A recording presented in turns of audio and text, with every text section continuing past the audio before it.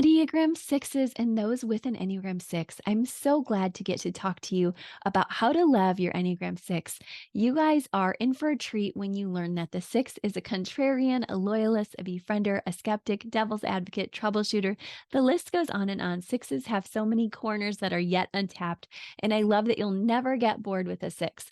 I also love that your six is always challenging themselves, authorities, and trying to learn more because sixes hold the gift of wisdom. Now, all of these different moves and strategies can sometimes be exhausting for a spouse or partner of a six. So it's so important that sixes do their body work so they can get some of that excess energy out, and also that they do some verbal processing on their own or with friends so their spouse doesn't get as worn out.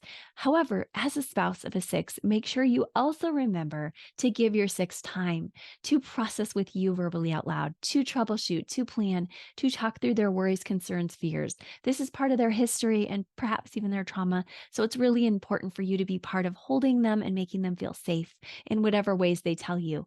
But six, you can't control, you can't cajole, and you do have to cut off from the constant worry and excessive control. So if that's happening for you guys, come back to the lighter side of six as many times as you need to and just play and allow your six to show their beautiful virtue of courage instead of fear, and to not walk in cowardice, but in strength and in faith.